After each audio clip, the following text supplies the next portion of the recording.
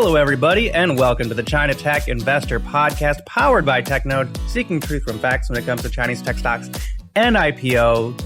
I'm Elliot Zagman, and with me is a man who, for the first time in over 2 years, is enjoying a North China springtime. It's James Hull. That's actually accurate because, I left China in January of 2020. Yep. And so I haven't been in a spring in 2 years. Yeah. Wow. That's, yep. Okay. So, nothing said. You get those nice flowing, was it the nice flowing, like a little, like the cotton balls flowing through the air. You know what I'm talking about? Those shedding trees that are awful on those of us with allergies. But anyways, disclaimer. Yeah, disclaimer. Nothing said on this podcast is investment. It is not investment advice. Do not think that it is or rely on anything said here to make investment decisions. Do that with something else. This podcast is supposed to be a little bit informational and hopefully some entertainment. Yeah, investing is risky. What was the first meal that you had, the first Chinese meal that you had back in China? First Chinese meal, it was quarantine food. Oh, that's not when you could have gone out yourself. Oh, like where you could determine it yourself. We went to a restaurant a few days ago. It was shuangyang rou, so like lamb hot pot. Okay, and it was awesome. Oh, and nice. Everything I love about hot pot and spicy food, happened, and it's great. It's I love it. Yeah, there's in my neighborhood in Bangkok. There's a restaurant that had this.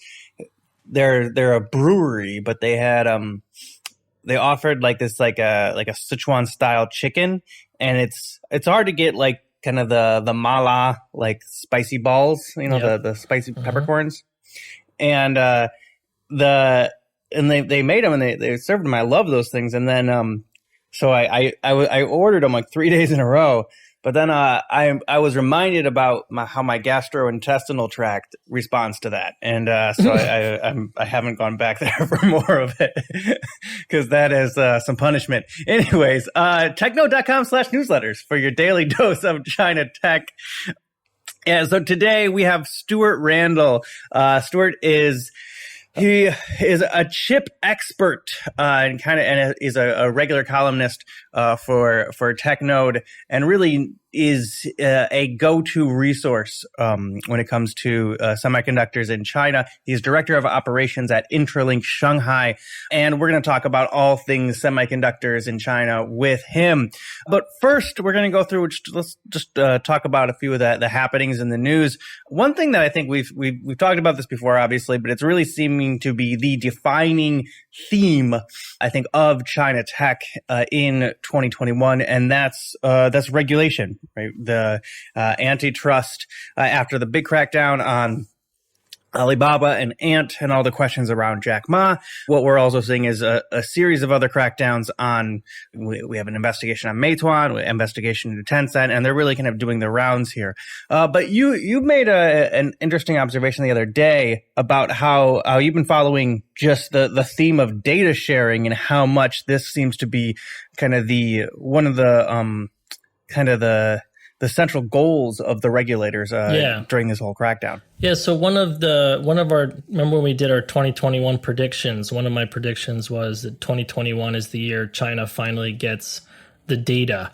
And it seems to be on track, and maybe I suffer from a little bit of advocacy bias here, but I kind of see this as kind of the background behind some of these crackdowns is, if you read the articles sort of buried in sometimes the last paragraph or kind of down towards the bottom 3/4, they talk about how there's either some entities going to be set up to share the data, or somehow the companies are collecting the wrong data. But if you go and you think about basically like one of the goals China wants to do is this social credit score. And in order to get that, you need to kind of have a central repository of data.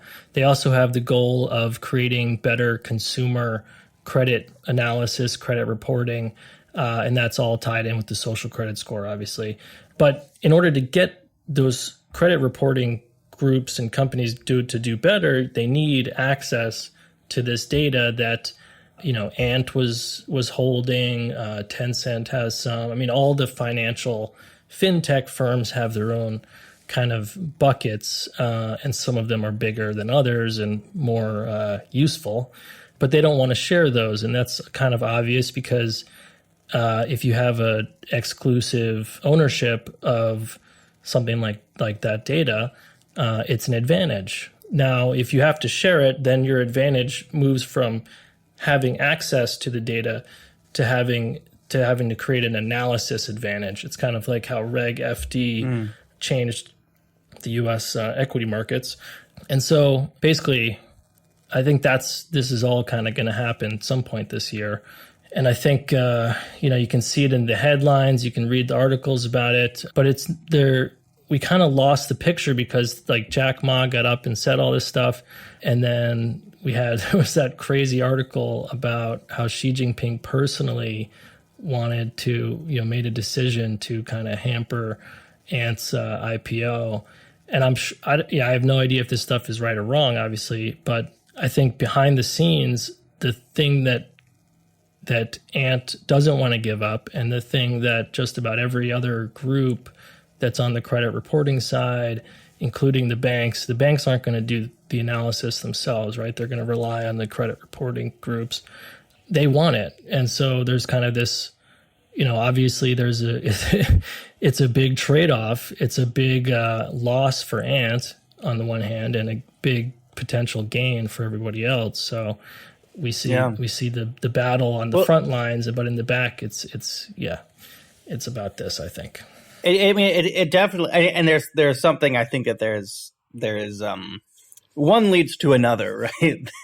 that if you already if Jack Ma and Ant already aren't on the best of terms with Beijing, that they're probably going to risk being targeted, and if they are being targeted, then they're probably not going to be on very good terms with them either, right? It's kind of a vicious cycle. That's a great point when it comes to that, because Ant, they've been wanting this data from Ant. At least 2 years. It's been going on for quite a while, maybe even longer, and so there's definitely some sort of frustration there. And then if you look at kind of the state-owned banks, they've been frustrated for even longer, just because their business, which was way too cushy to begin with, right? Collecting massive amounts of deposits, paying very little in interest, and then basically lending to groups that will never go bust, right? It's like everything's on both sides of that equation, or is perfectly planned, like set up for you. And so, the peer-to-peer guys came, took some of that deposit away. They got kind of smashed because there was a lot of fraud. It wasn't just because, that they lost the deposits, but that was part of, the advocacy against them, and in terms of fixing up fraud, it didn't really give them a chance to clean up themselves, right? Let's just get rid of this. And so it's a long, long way coming, and certainly, it's not over yet. We still need this. The way it will end, I think, is when this data does eventually get centralized, and that's not an easy task, right? I think, I forget who it was, but I went to a little meetup in Beijing, and these two people had traveled around the country and checked and been spoken to people who are putting together the social credit score systems and the little trials. And they found out that they're, one, all different, no surprise. Two, they're all disconnected, also no surprise there. And that they're all collecting very different data, and everything's very, very different. So what needs to happen to get all that credit score system launched is you need to kind of standardize all this stuff, get it centralized, which is a big task, but it's not impossible. and a team. But you need to have this is one of those things where like you have to have a very, very strong central authority to be able to do that, because this is something that not from a local government perspective, from a corporate perspective, as we've seen with Ant, but what everybody who is not Zhongnan Hai is going to be resisting this because they are giving up power. Oh, tons of power. Yeah, they're giving up tons. Yeah. Which is sort of like probably the utopian vision of this, right? If there is one, right? There's dystopian, utopia. Yeah. And the utopian vision of it is that, once they can kind of get that power and then have this sort of oversight and then be able to, knock things and disincentivize things that incentivize other things that they want. I mean, it's kind of like the nudging, parental states, greatest wish, right? This is like it's a giant experiment though, and so anyway, going a little bit off topic. I mean, it's not the first situation in which a large central power is like, well, if we only had more power, we could make everything perfect. Oh yeah. But anyways, that's the problem is not enough. That's beside the point. Yeah. Yes, exactly. So, anyways, so moving on though, we should get to our conversation. Yeah. So the other one sort of bigger small piece. It's a small development, but it's kind of, we talked about it with Paul Triolo years. I think it was a while ago now. In a prior episode. That was one of our first episodes. Yeah. So the EU has kind of have some new developments on kind of pushing back on China with new regulations that are seeking to, for example, fine companies that are found to have state-backed support or subsidies, overseas subsidies, and there's even in there the ability for investigators, your EU investigators, to be able to go overseas and inspect foreign offices, obviously with the company's approval and the domestic state where that foreign office is, their approval as well. But it's kind of interesting. And, in the EU, this is geopolitics, which is unfortunately tied up very much with investing these days. But the EU signs an investment agreement with China and then kind of starts to add these, and this is all domestic, internal affair type things they're doing, but it starts to incrementally make things more difficult or not necessarily make things more difficult, but incrementally change the terms of what would be, what change things from what they were before, right?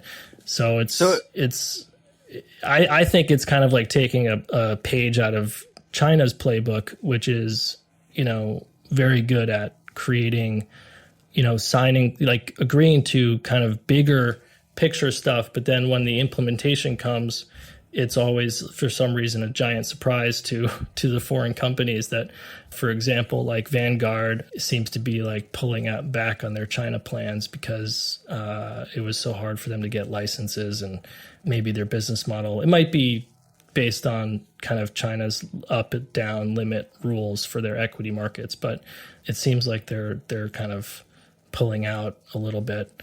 But yeah, so it's this kind of incremental political strategy where it's, yes, let's come together, but then let's also we have these differences. They're not going to be at the top of in the spotlight, but they're going to be worked on sort of in the background and in sort of a more private fashion. I think it's a smart kind of way to go. Well, this is a theme that I think we're seeing.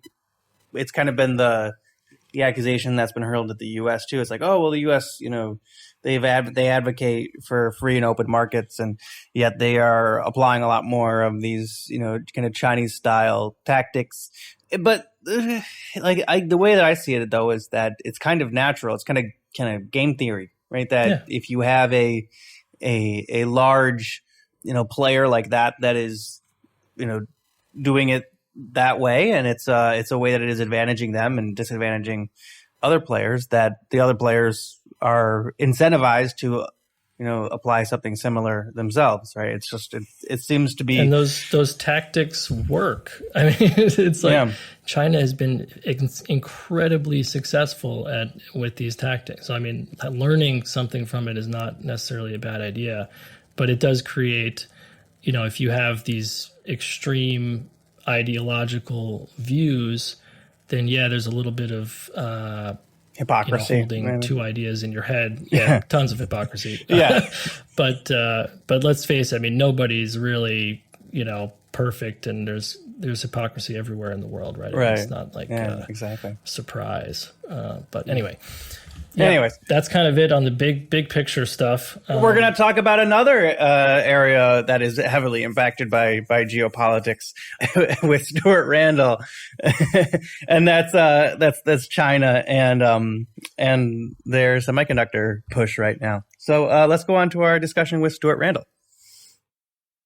Today on the pod is all about China's semiconductor smorgasbord, and joining us today to talk about that is none other than Stu Randall. Stuart Randall is Director of Operations at Intralink Shanghai. Stuart, thank you for joining us. It's great to be here. Thanks for inviting me. So right now, it's there's this kind of semiconductor investment free for all right now in China. I mean, this is kind of a golden time for you, I think, as someone who focuses on semiconductors in China. But tell us about kind of this kind of frenzy that's going on right now, all this investment that's coming into this space in China, and some of the government policy that has helped to kind of spur this. Yeah, well, I guess it's kind of bittersweet for me. Like, it's thrust it into the limelight, and obviously the past few years it's kind of a niche topic. And now suddenly the past couple of years, like everybody's, all the mainstream media is suddenly interested in this, which obviously it wasn't before. And on the other side, in some ways it makes the job more difficult because there's some firms you can't talk to, or the market gets a bit smaller if you're like me, helping these Western firms in China. So obviously, I think the government investment here has been going on for quite a while, and I'm sure you can look up the various different big funds that have, and the numbers involved, like tens of billions. Entity list, but it really, obviously, then you have Made in China 2025 and all that. But it really, obviously, as everyone knows, kicked into gear, stepped up a gear with the ZTE situation 2 or 3 years ago now, and basically that kind of proved it. So kind of the U.S. sanctions that, or like the entity list that is essentially cut off their supply of U.S. materials, right? Yeah, and it proved in a very public way how a large, kind of not a tiny, insignificant company like ZTE could be brought to its knees pretty quickly by the US if the US wanted to. And obviously for many years, in China, obviously always talking about how they're, technically advanced and everything's great. You have various films talking about how much China is advanced that people go to see in the cinema. And then very publicly you can see oh dear, there's this switch that can be turned off. So I think that woke some people up in Beijing. And so this kicked into gear even more. Now, I think obviously we've seen Huawei has been able to last longer than ZTE, but its revenue has been dropping. I think its Q1 was something like 16% down from last year. But and also HiSilicon, yeah. I mean, HiSilicon's the real target in the Huawei sense, and it spent that very short amount of time in the top 10 chip companies, and now it's not there at all anymore. And it's shedding employees to various other companies around China. For example, Oppo set up its chip division. So I'd say that's what's kind of spurred it, and government money is great. I'd say it's better than nothing. Yeah, it's better than not doing anything. But I still see a lot of it being misdirected. Just throwing money at something doesn't always solve your problems, and sometimes it can create bigger problems. I think the HSMC situation is kind of the big example of that. Too many politicians making decisions rather than industry experts. I mean, the politicians kind of will say, look at this great, big, massive land I have for this new development zone, and look at these big shiny buildings, and big shiny buildings don't make chips. Yeah. So I think the other problem here is that now with situations like HSMC, local governments now have to be more wary about where they spend this money. So obviously, like last year, I can't remember what the number was, like 10,000 or more new companies with chip or semiconductor in their name trying to get government money. And so it spreads out to loads of companies, and what seems like a big chunk of government investor just becomes useless in like 10,000 different hands. But now when they're trying to be more selective, if you're a legit semiconductor startup with a really good idea and really good talent, you're having to now fight for investment with basically Ponzi schemes and tricksters. And so that makes it difficult for... It reminds me kind of blockchain, like a couple of years ago, right? That you'd have, somebody would have like, oh, this is the blockchain cafe, or they just throw the word blockchain in their in their company name just to try to get some investment. Yeah, and it works. I mean, I do know of people where their goal is just to try and get some money and then do something for a couple of years and run away, basically. So it is a problem. And yeah, so I think it needs to be invested in the right places. And right now it isn't necessarily. I think China needs to invest more in talent and also attracting foreign talent. So I think we've seen some move in this direction with like the Nanjing Semiconductor University, and Nanjing's a good place for that, actually. Obviously, TSMC is there, and Synopsys is there. And also Tsinghua recently, I think, as well, is now setting up a specific semiconductor, I don't know if it's a department or a separate university. But this talent gap is super huge. I think I'm hearing that they think China in the next 3 to 5 years needs like hundreds of thousands of semiconductor engineers, and it's hard to attract graduates into that area when it's easier just to go to like an Alibaba and Tencent. You get paid more, and you don't need as much experience. So to be like the top expert at say in a software company, 10 years experience. In semiconductor, maybe 30 years. So it takes a much longer time to get there. And yeah, so I've said this on the... Sorry, go ahead. Sorry, I've said this on the podcast before, but I've heard that in order to be like an expert, like to get hired as a high-end semiconductor engineer, you need to get a PhD.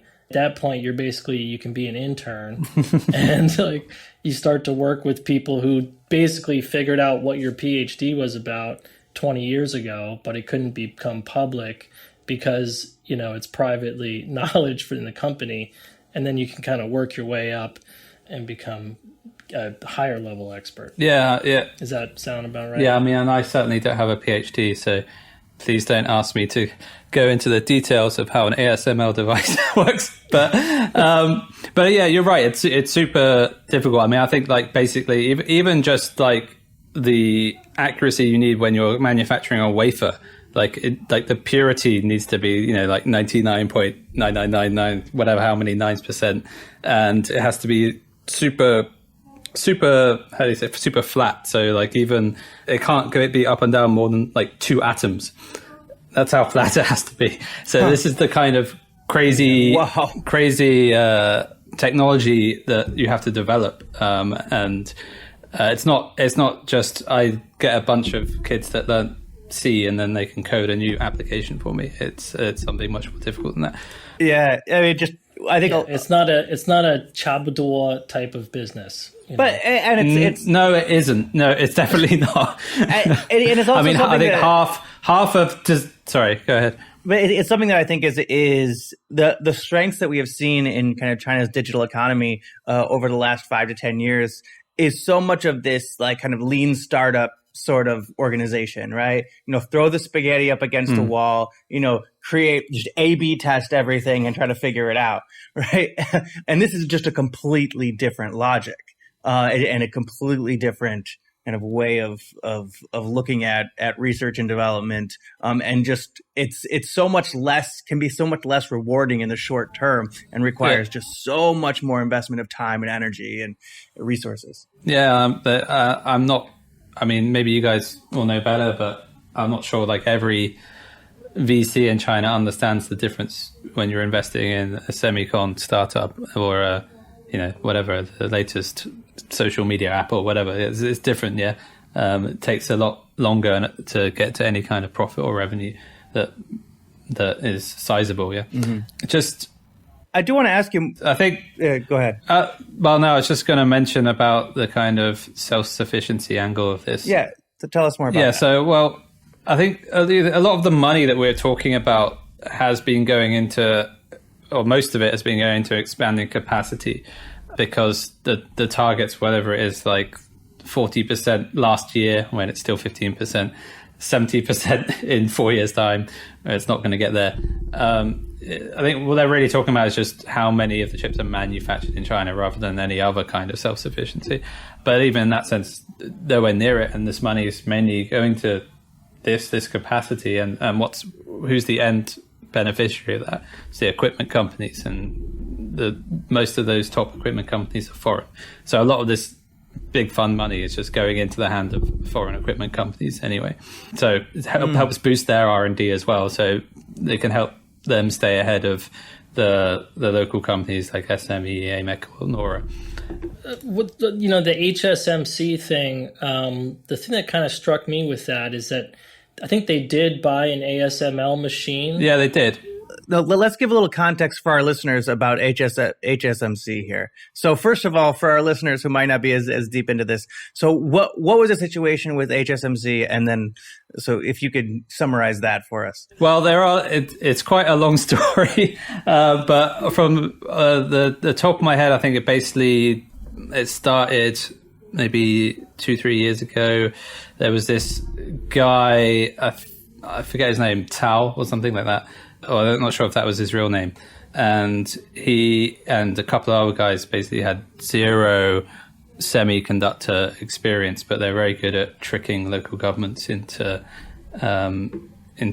getting money. And at the time, you just say semiconductor, and then you burst out words like 7 nanometer, 5 nanometer, we can do this as long as you give us all this money. I mean, yeah, they even, because they'd got this machine from ASML, it wasn't an EUV machine, so it wasn't super cutting edge, but they got this equipment from ASML, and they had all this government backing of like whatever $1 billion, I think, in 2019, and then so they were managed to entice Jiang Shangyi, who's a TSMC veteran, a semiconductor veteran, and he used to work at SMIC as well, I think, and now has gone back to SMIC. So they managed to get him, so it all looked super legit. But now it's basically collapsed, and they never, I think the construction of the fab was completely wrong. They didn't actually know how to actually build one. And the guy... Yeah, they used plans like from some other old fab that wouldn't work with current tech or something. Yeah. Yeah, so, I mean, it's a big, long story. I can't remember every detail, but yeah, basically it showed in the end, I think, that even someone as experienced as Jiang Shangyi, who's from Taiwan, can be tricked by these Ponzi schemes. So I think in the end, it's quite detrimental for China to attract foreign talent. Like, if I'm a Taiwanese engineer, is this company that's offering me double my wage actually legit? I mean, I need to do some more research here. Yeah, so what I was saying is HSM, they bought that machine, and I don't know where the machine is now or what's being done with it. I think it was used as collateral for a bank loan, so maybe it's gotten auctioned off already or something. But someone will want it. I mean, I'm sure someone will want it, if not to take it apart to try to use it for something. Yeah, I mean, it wasn't EUV. I'm not sure exactly what kind of what process node it worked to. It was some sort of lithography machine.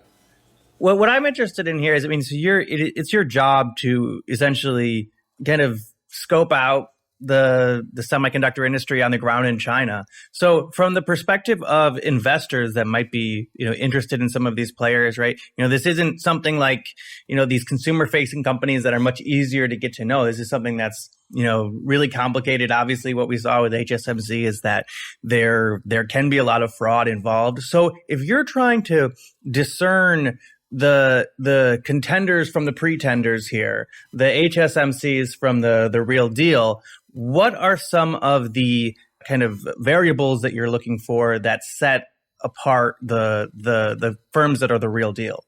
Well, I'd say if you're looking for companies that have, I guess, an opportunity for expansion in China, at least, because it's so dominated by Western firms in like the EDA and the equipment space, that I guess there's probably four things I can think of. So are they providing something that's currently dominated by the US or not? So for example, EDA. So it could be an opportunity in the Chinese market, even if, say, US player is currently dominant, and the Chinese player has a worse product. But given the current situation, definitely someone that has a slightly worse product, but would give the fabless design company a stable supplier, would be a stable supplier to them, then they would have an opportunity, and then from that they can grow and then maybe get better and better. Are they providing something that's supported by the Chinese government? I think that goes for like basically any industry in China. If there's Chinese government support in a certain area, it's probably a safer area to invest in, because they'll get support from the government. Or are there easy non-US alternatives? So if there's like a European alternative, maybe it'll be more difficult for any Chinese company because, okay, I can't use this US thing, but Europe's friendly with us right now. I can just go to that. And so it'll be harder for a Chinese company to compete there. And then I think the last thing I think of is just basically what we're just talking about. So who's in charge of this company? Because there's lots of dumb money around. So make sure it's not another HSMC. But obviously it can be difficult because even guys like Jiang Qianyu can be tricked, blinded by fancy shiny buildings. So yeah, make sure it's someone good. So I was thinking so I mentioned kind of EDA. So there's a company called XEpic, Xinhuajiang, and they are basically trying to be the Synopsys or Cadence of China. Right now it's super early days. I haven't met anyone that said that they're using XEpic, and I wouldn't say they're going to surpass Synopsys or Cadence in the next decade or something like that. But definitely they have room for growth for the reasons I just said. So I think we've seen recently Tom Cotton is trying to stop Chinese companies getting US EDA tools, which I think is a really stupid thing to do, but let's not go into that. But yeah, XEpic is basically doing a digital verification tool. Verification is like half the cost of chip design is basically in the verification process, and even like half the time, because you just basically need to make sure everything's right before you go to manufacturing, because if it goes wrong, then you're losing tens of millions of dollars and time as well. Yeah, so they are building a tool for this, a digital verification suite, and their founders are ex-Synopsys and ex-Cadence. They seem to know what they're doing. I think they have a lot of investment. Last year IC CAD, which is the Chinese IC design expo, focused on IC design. They had like a tiny 3x3 booth, and I think that this year I've seen the floor plan, and they have a huge booth next to Synopsys and Cadence, so they're obviously trying to go directly against them. So yeah, they seem to have good management. I think their investment now they're on maybe their fourth round recently. And yeah, I think it's like hundreds of millions yuan each time from guys like Hillhouse and Gem Fund. So yeah, that's one company I'd look at.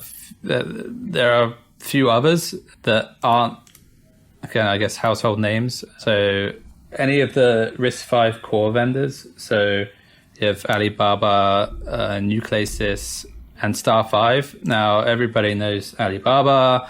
Star 5 is kind of like, so I don't know if you know Sci-Fi, but it's a US company, and Star 5 used to be called Sci-Fi China. Now it's changed to Star 5, so it's kind of like their arm China. But Nucleus is kind of 100% Chinese, and not as famous as Alibaba, so maybe it's a bit more interesting for people to hear about. The founder is super famous in the RISC-V circles. He had the first RISC-V book in China, if you want to learn and read about that in Chinese. If your Chinese is that good, to read about how to do chip design in Chinese. And yeah, they have some investment from Xiaomi, some from Very Silicon, but mainly it's just owned by the founder Bob and his own management company. And I think companies like Nuclead can maybe gradually, I mean, right now they're kind of focused on IoT, core IoT space, but I think they can gradually help China escape from this kind of clutches of ARM and x86. So they'll be interesting to look at. I don't know if they have any plans to list or anything, but I'll definitely keep an eye on them. Mm-hmm. And just, sorry. Yeah, go ahead if you have a question. So I just I do kind of wonder, you've referenced about how so much of this space is still quite dominated by these foreign players. The names that I think a lot of our listeners will be familiar with is, Taiwan Semiconductor, TSMC, ARM. What are, when we look at the kind of landscape, what are these foreign firms that are currently dominating that landscape, and how do you see it kind of shaping up, and how can investors or our listeners who may not have a great understanding of the chip space in general kind of understand how that landscape looks like in China? From my work, I've mainly been meeting with fabless design, so chip design companies, mainly those working on more high-end chips, so anything, 16 nanometer and below. And so when I meet them, like 99% TSMC or Samsung, because that's basically the only choice. Maybe you can have global foundries, or some of it can be SMIC, but if you're doing anything below 12 nanometer, that's your only two choices. TSMC, I think, is 80+% of the leading edge market there. So, companies like HiSilicon, wow, Unisoc, ZTE, Alibaba, they all use TSMC, because there isn't any other choice if they want to do a leading edge product. So, and TSMC, as I said earlier, they have a 16 nanometer fab in Nanjing, and they're building a 5 nanometer one in Arizona, of course, and nothing in Europe, unfortunately. Damn. Come to the UK. But yeah, most are always going to be in Taiwan, and they've said that on many occasions. So obviously there's some knowledge transfer will go on, especially, with the fab in Nanjing, their workers there, they move to SMIC, etc. There'll be some knowledge transfer, but it's different doing something at 16 than it is at 7 or 5 or 3. So any of that kind of knowledge transfer will have to come from Taiwan itself. And I think so it does seem like a lot of that bottleneck kind of really is TSMC, like just that there's so much that only they can do. I mean, Samsung is obviously the main competitor there, and they do have route to 5 and 3 as well, and beyond. They do have the money to be able to spend that much. They have, unlike TSMC, they have many more different revenue streams. So I think, but Samsung is in the same situation as TSMC. Yeah. So if you're a Chinese company, it's blocked from TSMC, you're blocked from Samsung. Yeah. So either way, you need to rely on some outside company to manufacture a chip in the end. And I mean, that's what is killing, the main thing that's killing HiSilicon. But if we talk about big Western players, I mean, I think maybe if we stick to the choke points, because that is, what's most interesting to people. So, everybody knows ASML, everyone knows Lam, everyone knows Applied Materials. From a Lam AMAT perspective, I think like the local companies, Nora and AMEC, seem to be doing quite well, at least their marketing says so. I think they're down to, on the etching machines, I think they can do like down to 12 nanometer now. But on the lithography side, like SMEE is like, it's like 90 nanometer or something. I think it's his best bit of equipment. So if you don't have that, then you can't make a chip. So anything below 90 nanometer, 100% need to use imported equipment. So there is this big reliance. So these Western companies they're making lots and lots of money in China. So if you cut them off completely from Western stuff, yeah, sure, they can't make anything, or they can't expand at least. But all that's going to do is push them to develop these things themselves. So, like we've seen with the automotive industry, yeah, China now makes great cars. How can they do that? Well, you make some cars in China. They open up a car in China. They find all the different parts, and then they go to the suppliers. You could do that with this. You find the Lam supplier. You apply to material, which is all yeah. outsourced. You find each little part, and then you can start trying to make your own one. Yeah, obviously it's much more complicated than a car. Take much longer, but I think we all know not to write China off. Yeah, I think we've seen many a time how they surprise us in their ingenuity. And going on to the foreign EDA companies quickly, they work a lot with the universities here in China. So it's good to get the students to learn to use your design tools. So when they go into industry, they're already used to that. So they're less likely to want to use something else. And they also work with ICCs. I forget what they stand for, integrated circuit centers, maybe. And that's basically a way for them to allow smaller Chinese design companies that don't have the budget to license Synopsys or Cadence tools directly. It's kind of a cheaper way to do it. So the ICC license it and then kind of gives cheap sub-licenses to various smaller companies. But it's just a way to get people hooked onto their tools, basically. And also a way to try to dampen down the kind of pirated tools industry. So if you can call it industry. So various times one of our clients was a design service company, and when you go to some Chinese companies and they're like, we can't prove that we have the official license for these tools, so can you still work with us? And obviously we can't say, no, we can't do that. Sorry. So it's very common. So the ICC is a way for these EDA companies to at least get some money from the market, even if it's way less than what they would usually charge.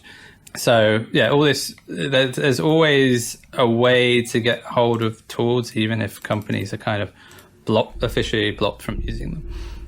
Right, that's interesting. I wonder, so with EDAs and these tools, I wonder, is there also, from the fab side or from the foundry side, do they need to have some sort of, spec that the tools have to have in order to design for, Do you know much about that? A bit, not a load. So what at the end of the design process, you basically get a file format, which basically is called GDS2, which is the format that you send to the fab, and they use that to tell the machines what to manufacture, basically.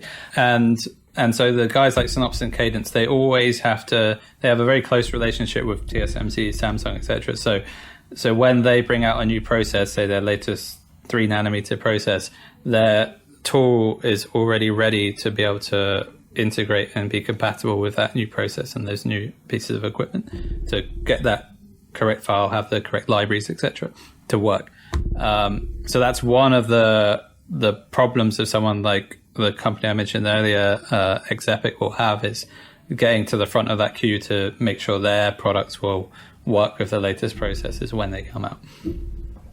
And that's like another strength that TSMC and I guess Samsung have, is that they're kind of built in to these EDA systems. Well, yeah, it's a strength they both have. Yeah, they kind of help each other. Yeah, I think finally, I haven't mentioned IP much, but I think we'll get onto ARM a bit maybe later. IP is another thing where it's all foreign, basically. As we mentioned with RISC-V, that's one area where China is kind of doing better, or can maybe replace ARM or x86 in some cases. It's a good platform for that. But the processor core is just one part of a chip. Yeah, there's USB IP or bus IP or graphics IP, etc. within a chip, within an SoC. And other than maybe VeriSilicon, which has like some GPU IP and some image signal processing IP, there's not really any strong local player. So that's another area where China is still catching up in a way. Yeah, I want to get in a little bit more on this because also you have a hard out in a few minutes. So I want to touch on ARM, like you mentioned there. So just for our listeners, so ARM it's a chip maker. It's a British chip maker, right? But the from what I recall of the news story, they had kind of a power struggle when it came to their Chinese entity.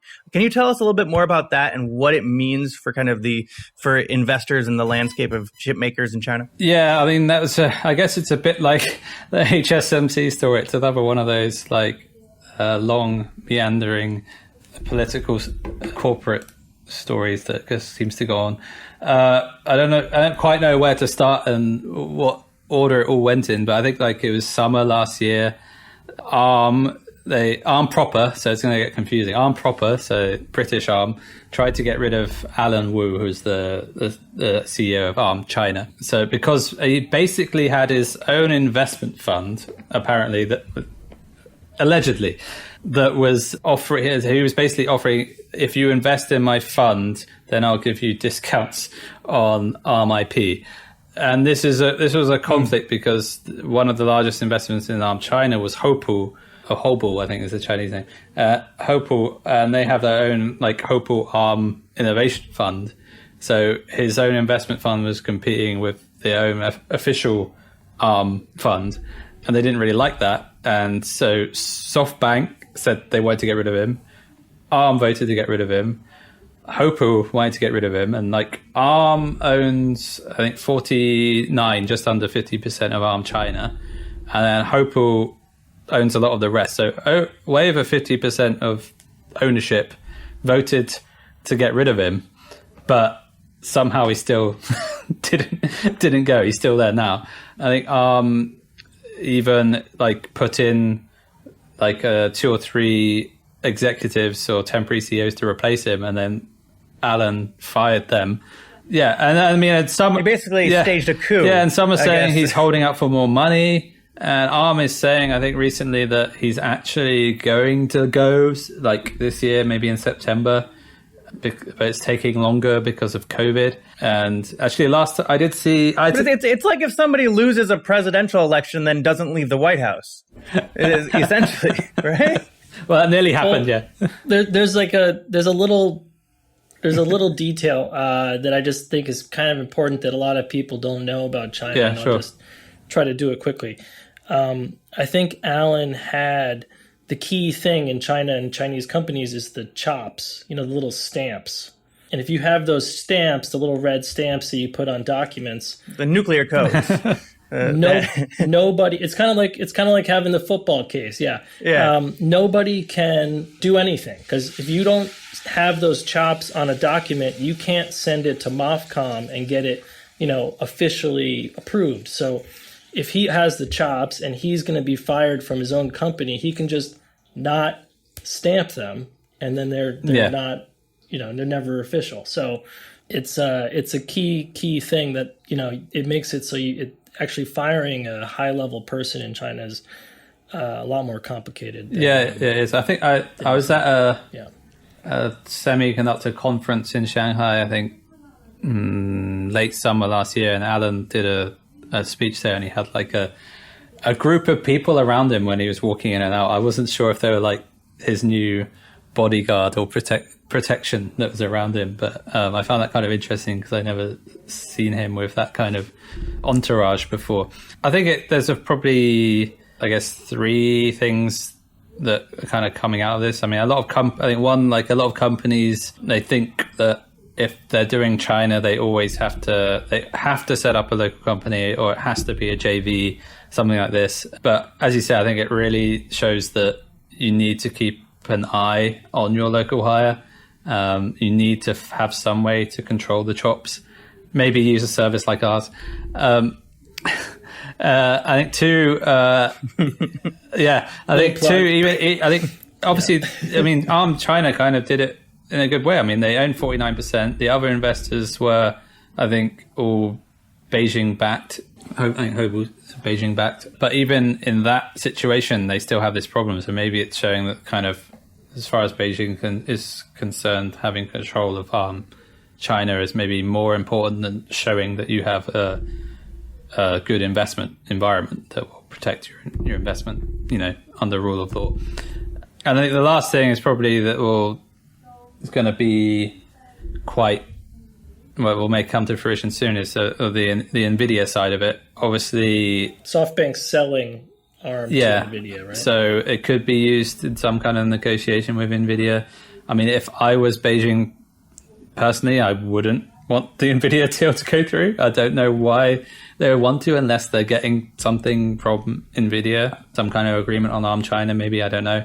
I mean, because it doesn't really make sense for Chinese companies. You're letting this IP, which you super need for so many chips, going into the hands of a US company, which makes it slightly more problematic. And two, it doesn't make sense for anyone in the world that competes in any way with NVIDIA. So loads of chip companies, including loads of chip companies in China, will compete with NVIDIA somewhere, and then suddenly you're having to buy that IP off your competitor. It doesn't really make sense. So not just in China. I mean, the UK is getting kind of angry at this, and I know many people in the industry don't think, not Chinese people, not Chinese companies, don't want that deal to go through either. So it'll be interesting to see if it does go through, and whether China and ARM China get anything in return for letting it go through. Yeah, but I think just a common theme that we're seeing throughout all this is just when so few companies and entities own such crucial assets and such crucial IP, such crucial capacity, it is something that kind of changes a lot of like the normal norms and expectations that we have around business, because it becomes something that is, it's like the nuclear codes, right? It's something that contains so much power that it really kind of changes a lot of the rules that we would normally come to expect around business. But anyways, Stuart Randall, thank you so much for joining us. How can our listeners read your stuff or learn more about your business or follow you on social media? Yeah, so our company's intralinkgroup.com. So that's intra, so RA, not inter, ER. And you can follow me on Twitter at Stu Randall. That's STEW, like casserole or the food, Stu Randall. And also I write for TechNode. So I think maybe around once a month I probably write a column I have on TechNode on semiconductor industry in China. So I think that's the main ways you can get in contact with me. Wonderful. Thanks again. Thanks again to Stuart Randall for joining us. James, any takeaways that you have from our conversation? Oh, yeah. I got a lot of new, extra names I need to kind of look at. I think, the software systems is a really interesting space. And I've looked at that in the past. Full disclosure, I'm long TSMC. So obviously like all of that stuff. One of the things we didn't get a chance to get to is the chip shortages that are kind of going on right now. And I'd like to maybe spend a couple minutes on that. But before that, there's some characteristics, like foundational stuff about the semiconductor industry that I think, obviously Stuart is aware of. We didn't talk about it, but that everyone who's kind of new to it needs to sort of understand. And that there are three things. One is that it's really capital intensive, which just means expensive. You have to buy lots of equipment. You have to buy expertise, or rent it. I guess you rent expertise. You need space, you need software. Okay. Number two is there's long investment timelines. So like if you want to start producing semiconductors, in order to produce, you need to go, if you want to produce today, you got to go back in time in your time machine and start investing, years in advance. And then three is that yield is really important, because it's a complex multi-step process. If there's failure at any point in that process, it ruins the whole entire batch, right? And so Semiconductors are created in like batches. And so if you have lower yields, you have more failures, your unit economics are worse, which means you basically live or die based on that. And it's a competitive industry as well. So if you don't have kind of the high-end tech frontier, which TSMC and Samsung have, you're competing on a commodity scale basis where absolutely the most important thing is efficiency. And that's not really, you can't even call that an advantage. It's like that's table stakes. You have to have that in order to even be in the business. So then the chip shortage. So kind of what happened 2020, COVID hit, everyone's sales got decimated. Everyone that was buying chips, had orders to buy chips, canceled them because they had no idea when their sales would come back. Surprise, surprise, their sales bounced back in like 3 to 6 months. They need more chips again. They go back to the producers. Oh, by the way, if you want to get back in line, because we're producing chips for people to use, 6 months later, you got to put your orders in, and you're going to be at the back of the line. Sorry, unless you can buy someone's spot farther up, but good luck. And so now we're in this position where there's this massive demand and supply gap, and it's not because of supply really changing. It's because demand did this big drop, and then surprise, everybody that didn't buy a car in Q1 or Q2 still wants to buy a car in Q3, Q4, or next year, whenever they can. So it's not, that type of good is something that can be waited, but it eventually will be bought. The problem is we have a few things happening. One, we have, because of this China, the entity list kind of pushing China to accelerate self-sufficiency in semiconductors. That's creating what's going to be, not now, but going to be in the future, a massive increase in supply, okay? And that's assuming that they're able to get there. Let's just make that assumption, okay? And two, you have all the producers right now also trying to go, they're building a plant in Arizona. Europe's even talking, I think TSMC's European guy said they might go there. I mean, this is even more supply, right? So eventually demand is going to kind of get to its regular level. All this extra supply is going to be coming on. It's going to bring back what used to be the case in semiconductors, and it's very similar to the mining sector in the terms of the lag between investment and CapEx in new mines and when those mines start producing. So it's going to bring back that kind of cycle, which means at some point in the future, when all this capacity comes online, if there's not, for some reason, some massive increase in demand, which, we're talking like a jump in demand, not like a gradual, regular demand increases, but a big jump, then we're talking about price, it's just going to decimate the industry, and it's going to be really messy. So but before you jump into... It's not just semiconductors that we're seeing this in. But the point is that before you jump into investing in semiconductors, you just keep this in mind, that it seems like everything's all awesome and great for now, but there's going to be, at some point, things are going to change, right? This is not going to be awesome forever. Yeah. Right. And this whiplash effect is something, we're seeing it consistently with, for example, the price of copper right now. Yeah, lumber. It's going through the roof. Lumber. Yeah. So just so many of these raw materials that, semiconductors aren't exactly raw materials, but that their demand kind of got shaken up with COVID, right? And now they're kind of on the back end of that, and it's just surging. But this is not something that we can count on happening for forever, and is probably going to be getting back to normal sooner rather than later, I would assume. Yeah, there's actually an interesting point, because there's an interesting kind of wallet share picture or analysis we could do here, where, like, because of COVID and because people couldn't travel and spend money on plane tickets, hotels, and rental cars and all this stuff, they had a lot more money to spend on other things, and that ended up being like home improvement, building homes, things like that, which just changed the whole demand picture for all these other goods, right? Other materials.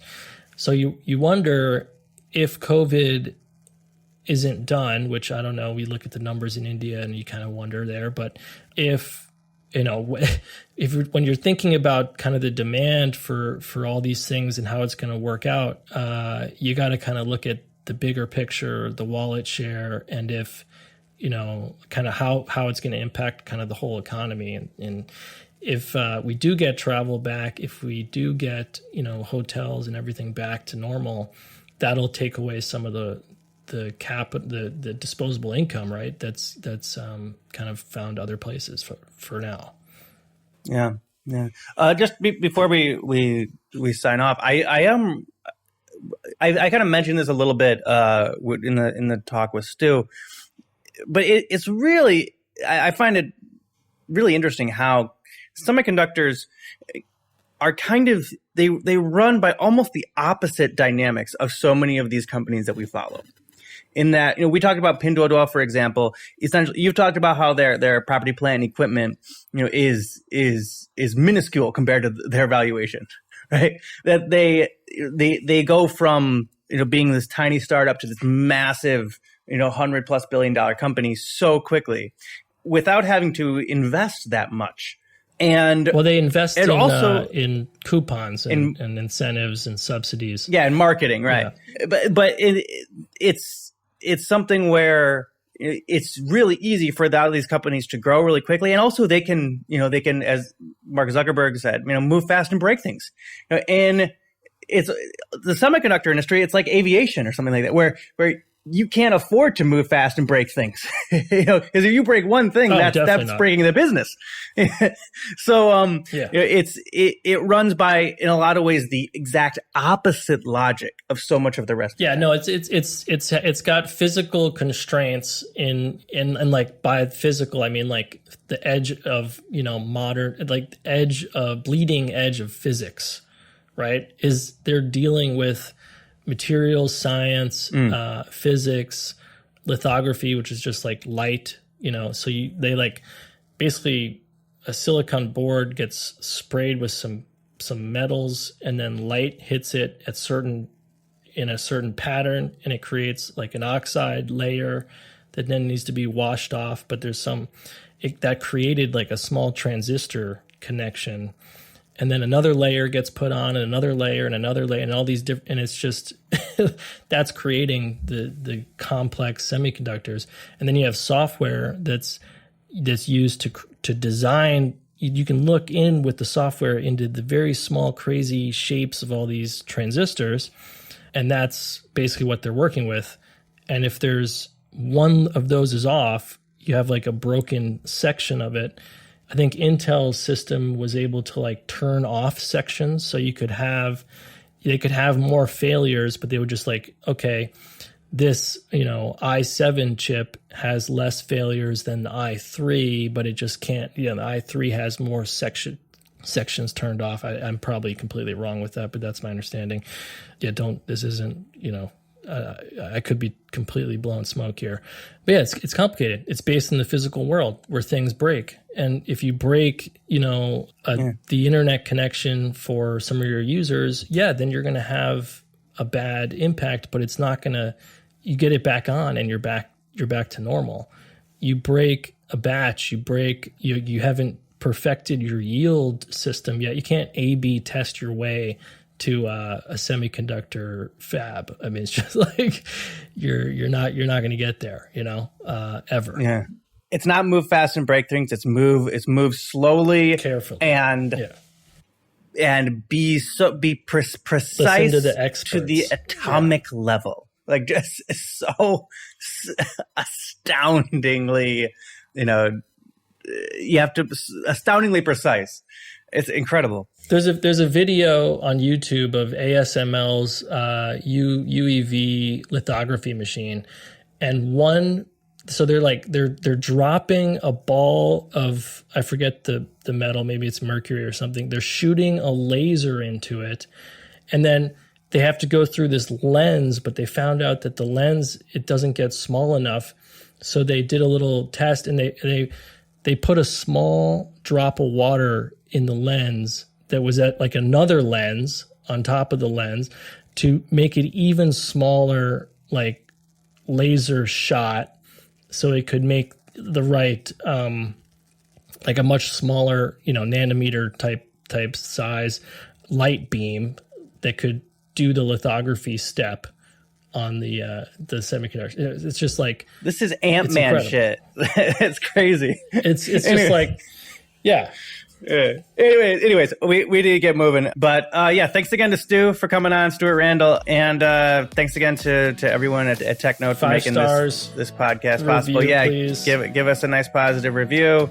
James Hull X on Twitter, Elliot Zagman, ELLIOTTGZAAGMAN. And we'll catch you all next time on the China Tech Investor Podcast. Bye-bye now.